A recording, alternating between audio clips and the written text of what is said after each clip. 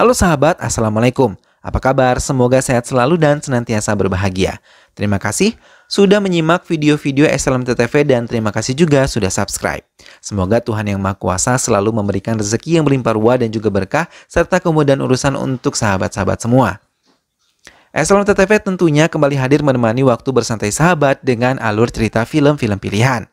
Kali ini SLMTTV menghadirkan sebuah kisah dari film yang berjudul Seven Aum Arivu. Film ini berkisah tentang penelitian genetika yang dilakukan seseorang untuk menyelamatkan negaranya dari perang biologis. Baiklah, tanpa berlama-lama lagi, langsung saja kita simak. Ini dia alur ceritanya.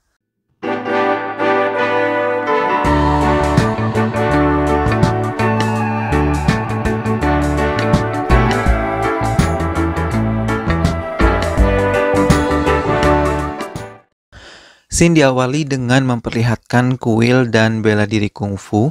Terlihat di sekolah tersebut para murid sedang berlatih bela diri kungfu bersama-sama. Pindah ke India, tepatnya di desa Kancipuran. Terlihat di sana setiap warga desa sedang berlatih berbagai ilmu mulai dari meditasi, kedokteran, dan bela diri. Di sana terdapat orang yang ahli dalam semua bidang ini. Ia bahkan bisa mengendalikan 5 elemen sekaligus, yaitu air, api, angin, tanah, dan kayu. Dia adalah Bodhidharma. Scene berpindah lagi, semua warga desa berkumpul di depan gerbang kuil.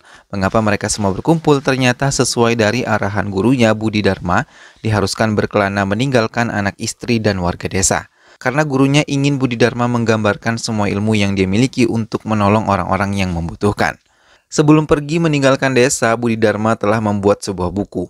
Buku tersebut berisikan catatan semua materi dari ilmu yang didapat agar berguna ke depannya untuk seluruh warga desa. Kepergian Bodhidharma dari desa tersebut diakhiri dengan tatapan penuh keberanian dan kasih sayang terhadap istrinya. Hutan, lembah, sungai ia arungi. Tidak lupa saat beristirahat di sungai, dia menyempatkan diri untuk berdoa di depan patung Buddha selama 3 tahun semenjak kepergian dirinya dari tanah kelahirannya. Bodhidharma pun sampai di desa Nanyang yang lebih tepatnya di daerah Cina. Menurut ramalan para sesepuh sekitar akan ada bahaya besar yang datang ke desa mereka. Penduduk desa sangat syok akibat ramalan tersebut. Kebetulan pada saat yang bersamaan Bodhidharma tiba di desa tersebut dan kedatangannya disambut buruk oleh semua warga desa. Warga desa menganggap Bodhidharma membawa sial bagi desa mereka. Bodhidharma pun diusir dari desa tersebut. Saat itu Cina sedang dilanda wabah mematikan yang membuat jutaan orang meninggal dunia. Karena wabah itu menular dengan cepat, warga yang terjangkit penyakit tersebut diasingkan dari desa. Kulit mereka nampak seperti mengelupas sendiri seperti luka bakar. Terlihat 2 orang pria sedang menggotong gadis yang terkena wabah itu di sebuah goa dekat desa. Ternyata Bodhidharma tidak pergi jauh dari desa itu. Ia ternyata bersemayam di dalam goa. Karena rasa kasihan, ia pun tanpa mempedulikan dirinya mengobati gadis kecil itu. Scene berpindah ke desa itu lagi, wabah semakin ganas. Tua, muda, wanita, pria di desa tersebut mulai putus asa. Namun secercah harapan muncul dari kejauhan. Bodhidharma muncul membawa gadis itu kembali ke desanya dengan keadaan sehat. Ibu dari anak tersebut berlari memeluk putrinya yang kemarin ia pikir telah tiada sambil menangis terseduh-seduh.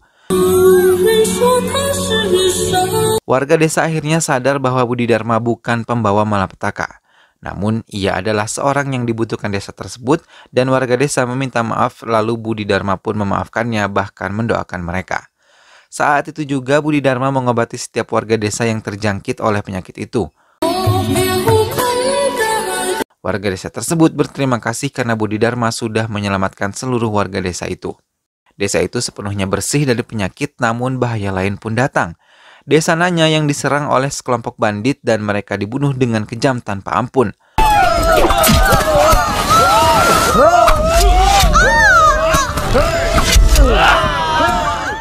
Lalu dikumpulkan ke satu tempat dan beruntung Bodhidharma pun datang tepat waktu. Pertarungan sengit pun terjadi. Bodhidharma menggunakan kemampuan hipnotis, pada akhirnya para bandit kalah dan pergi dari desa itu.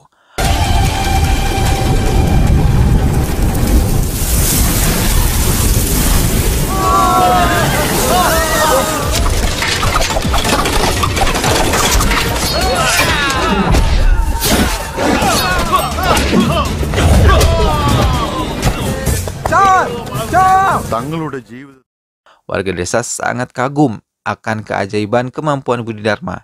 Mereka pun kemudian meminta Budi Dharma untuk mengajari seni bela diri ini dan memanggil Budi Dharma dengan sebutan guru. Dalam bahasa Mandarin, bela diri ini disebut kungfu.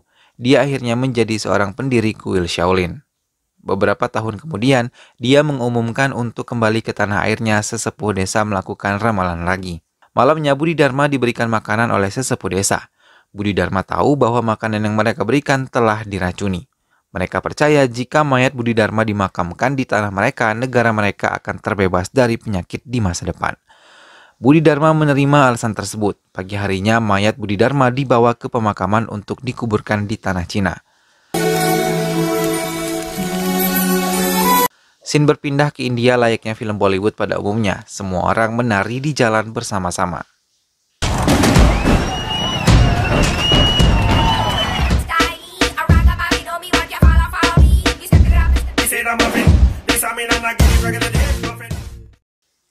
Cerita sekarang akan berfokus ke seseorang pemuda bernama Arvin yang bekerja di sirkus.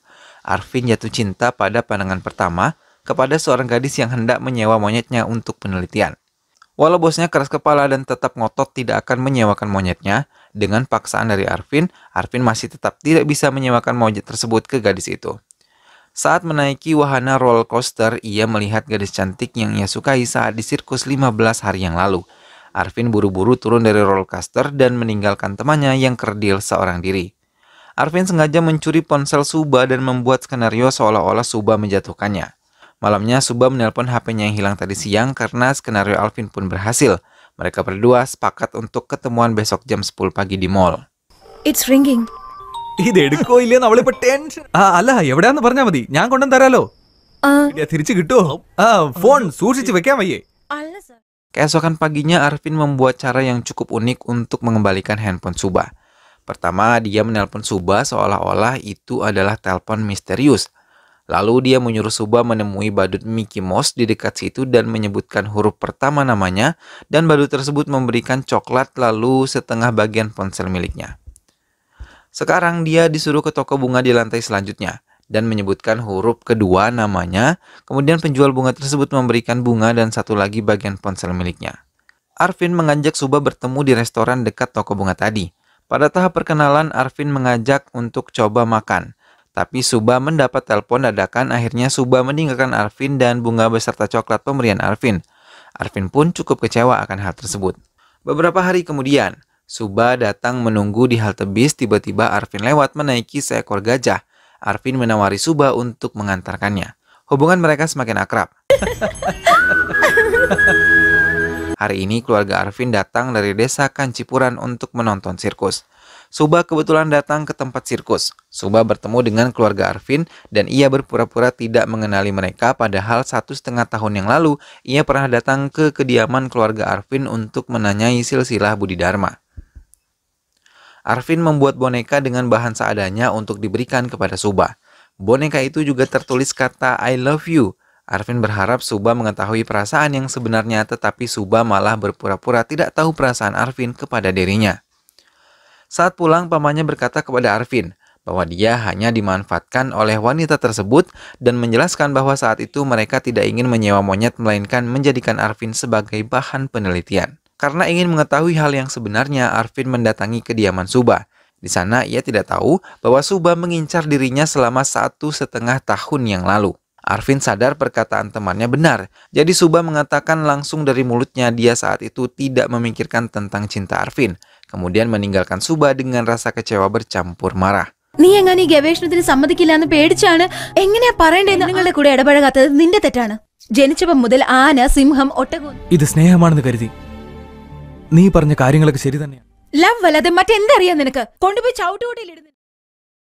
Keesokan paginya Suba menemui Arvin dan meminta maaf kepada dirinya. Hati Arvin akhirnya luluh. അവനൊരു പാവല്ലേ, രാത്രി ഒരുപോലെ കണ്ണടച്ചിട്ടില്ല. ഇവിടെ വന്നതിന് ശേഷം Dia membawa Arvin ke museum yang ternyata merupakan museum peninggalan Budi Dharma. ഇവിടെ കാണുന്ന ഈ വസ്തുക്കളുടെ പിന്നിൽ ചില കഥകളുണ്ട്. ഇന്ന് നമ്മൾ കണ്ടുകൊണ്ടിരിക്കുന്ന മോഡേൺ സയൻസിന്റെ കൊല്ലങ്ങൾക്ക് മുൻപ് നമ്മുടെ നാട്ടിലുള്ള ക്ഷേത്രങ്ങളിലെല്ലാം നവഗ്രഹങ്ങളെ വെച്ച് വഴിപാട് എങ്ങനെയാ പറഞ്ഞത്? നാളെ മഴ വരുന്നു പറയുന്നു, പക്ഷെ വെയിലാവും. എന്നാൽ 20 വർഷം കഴിഞ്ഞ് വരാൻ പോകുന്ന അമാവാസിയും പൗർണമിയെയും കുറിച്ച് എന്നാൽ നീയും ഈ പുസ്തകവും തമ്മിൽ നല്ലൊരു ബന്ധമുണ്ട്. Suba kemudian membawa Arvin ke rumah sakit dan di sana Suba menjelaskan penyakit tersebut dari kelainan genetik. ഇത് കണ്ടോ അദ്ദേഹത്തിന്റെ വംശത്തിലുള്ള ആൾക്കാർ നിങ്ങളുടെ സ്വന്തക്കാരല്ല yang melakukan tes DNA di desa Kancipuran dan menemukan DNA keluarga Arvin cocok dengan DNA Budi Dharma. Saat mengunjungi desanya, Suba melihat lukisan Budi Dharma dan wajah Arvin dan mereka sangat cocok. Suba ingin membangkitkan memori genetik yang ada pada tubuh Arvin, sehingga Arvin dapat mengingat resep ilmu kedokteran Budi Dharma agar bisa menyelamatkan orang-orang yang sakit. Seorang berkebangsaan Asia asal tirai bambu Cina datang ke kota Chennai, India. Pria ini bernama Dong Li, datang ke sebuah gang sepi dan mengeluarkan koper kecil dari tasnya. Di dalam tas ternyata di dalam koper itu terdapat serum yang berisikan virus yang mematikan. Ia menyuntikkan itu ke seekor anjing. Karena gerak-geriknya yang mencurigakan, Dong Li didatangi polisi yang sedang berpatroli dan saat itu polisi mendekat kepada Dong Li. Dong Li mematahkan tangan polisi tadi.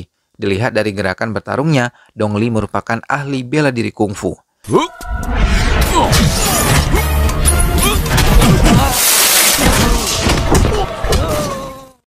Dengan kemampuan miliknya, Dong Li menghipnotis salah satu polisi dan polisi tersebut menembak rekannya lalu dirinya sendiri. Arvin akhirnya setuju dengan Suba, ajakan Suba tentang menghidupkan memori genetika Budi Dharma. Suba mengajak Arvin ke penelitian untuk mendapatkan saran dan izin dari pemerintah dan salah satunya adalah Profesor Rangarajan. Bukannya mendapat dukungan dari para profesor lain, ia malah ditertawakan. Suba pun meninggalkan ruangan tersebut. Saat di jalan, ada kabar Dua dicegat oleh 2 orang polisi karena tetangganya Santos telah membunuh kedua orang tuanya sendiri. Tanpa membantah tuduhan tersebut, ia mengatakan seseorang dari Cina sedang mencari Suba. Tak sampai 10 menit, Dong Li datang ke kantor polisi Santos lantas menyuruh Suba melarikan diri. Dong Li membunuh semua anggota polisi dengan kemampuannya sendiri.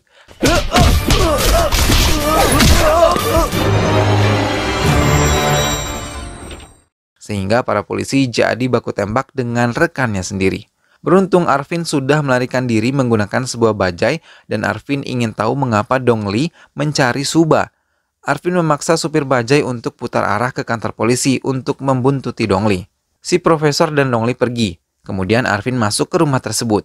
Suba mencari informasi mengenai Dong Li menggunakan komputer milik profesor dan ternyata mereka sedang melakukan sebuah proyek yang disebut Red Operation. Dan si profesor mendapatkan bayaran 1 crore atau sekitar 2,06 miliar rupiah. വലിയ പ്രശ്നമാണെന്ന് തോന്നുന്നല്ലോ. Iya.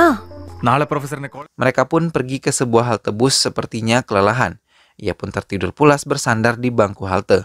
Tidak lama setelah itu ponsel Suba berdering.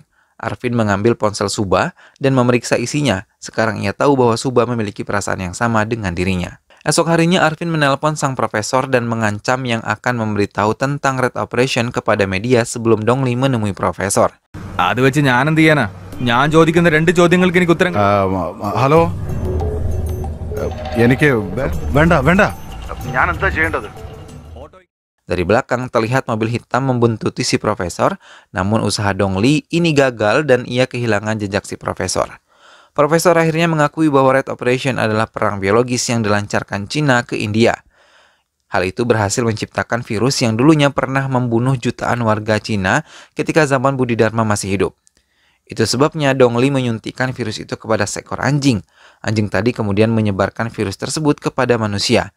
Tidak ada yang bisa menyembuhkan penyakit itu, kecuali negara Cina, karena mereka memiliki catatan medis yang ditinggalkan oleh Budi Dharma 1.600 tahun yang lalu. Diperkirakan dalam rentang waktu 2 bulan 30 juta warga India akan meninggal dunia akibat penyebaran virus ini. Cina akan memasok obat mereka ke India. Dengan demikian, India harus menyetujui semua persyaratan yang diberikan termasuk dalam hal finansial dan politik. Dengan senjata biologis ini, menurut sang profesor mencari Suba karena profesor ini memberikan informasi penelitian Suba kepada negara Cina.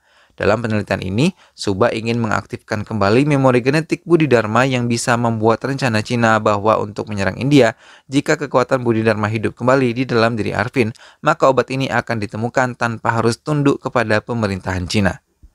Karena itulah Dong Li mengincar nyawa Arvin dan juga Suba. Arvin menyesalkan sikap profesor yang rela menjual negaranya sendiri demi uang. Suba berusaha untuk menenangkan Arvin. Teman sebaya yang bernama Arvin menelpon pamannya yang bekerja di rumah sakit, dan menurut sang paman ratusan ekor anjing dinyatakan mati akibat penyakit tidak dikenal. Suba dan teman-temannya datang ke rumah sakit. Ia menemukan 3 pasien yang dirawat di bangsal umum yang disebabkan oleh virus yang mengenai penyakit ini. Karena gejalanya sama dengan penyakit yang menyerang Cina 1600 tahun yang lalu. Saat itu Budi Dharma datang ke sana untuk menyembuhkan mereka, meminta agar ketiga pasien itu diisolasi secara terpisah dari para pasien lain. Tetapi dokter mengatakan bahwa 3 pasien itu hanya menderita penyakit cacar biasa. Saat mereka masuk ke dalam rumah sakit, Suba melihat Dongli. Suba segera bersembunyi setelah melihat Dongli. Suba menghubungi Arvin dan memintanya agar segera keluar dari rumah sakit itu, tetapi Arvin dan juga Suba bertemu. Perkelahian pun tak terelakkan. Dongli memergoki Arvin. Ia mencoba menghipnotisnya, tetapi tidak mempan dan Arvin mencoba memukul. Sayangnya Dongli lebih kuat dan ia menendang Arvin hingga terpental. Suba kemudian melarikan diri. Dongli menelpon gurunya. Ia heran kenapa dia tidak bisa mengendalikan pikiran Arvin. Guru Dongli mengatakan bahwa Arvin pasti keturunan Budi Dharma, hanya Arvin yang tidak bisa dihipnotis. Dongli terus memburu Suba dan Arvin. Hari ini ia menemukan mereka di jalanan dan sedang berada di sebuah bajai. Dongli menghipnotis supir bajai yang membuatnya menyupir dengan cara yang gila di tengah jalan. Hingga bajai itu pun terbalik. Ia kembali menghipnotis supir mobil pengangkut kontainer agar menabrak Arvin dan juga Suba. Beruntungnya mereka berhasil menyelamatkan orang-orang agar menyerang Suba dan juga Arvin. Setelah itu Arvin dan Suba kembali melarikan diri dari kejaran Dongli. Sekali lagi mereka berhasil lolos. Karena dia terlalu kuat, satu-satunya cara agar mengalahkannya adalah dengan menghidupkan kembali memori genetik Budi Dharma di dalam diri Arvin. Mereka kemudian menuju ke sebuah lab genetik yang berada di kawasan hutan dekat kota. Suba dan teman-temannya melakukan penelitian terhadap Arvin. Sementara itu, korban terus berjatuhan diakibatkan oleh virus yang mematikan. Profesor Rangrajan diberitahu oleh Dongli tentang teman Suba yang bernama Melati. Melati yang bertugas membeli sembako dan perlengkapan penelitian ketika Suba dan teman-temannya bersembunyi di dalam lab genetika. Setelah mendapatkan informasi berharga ini, Dongli menghipnotis profesor yang membuatnya bunuh diri dengan cara melompat dari atas gedung. Dongli mendatangi Melati. Dia akhirnya mendapatkan informasi tentang persembunyian Suba di laboratorium genetika dengan cara menghipnotis Melati. You can't find them through me. Because even...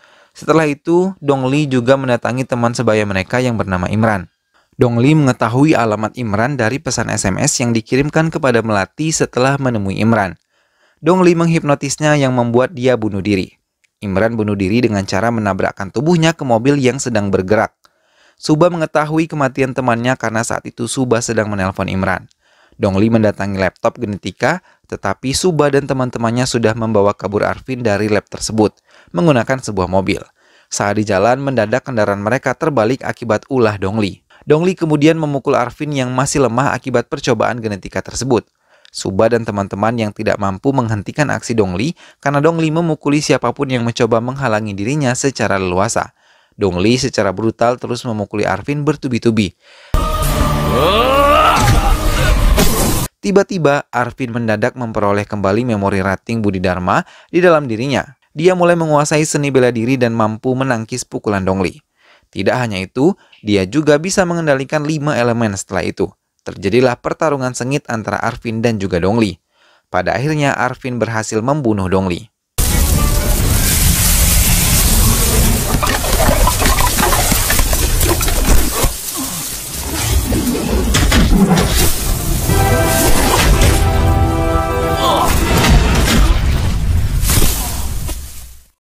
Film ditutup dengan adegan di mana Arvin berhasil menemukan obat herbal untuk menyembuhkan penyakit mematikan akibat virus.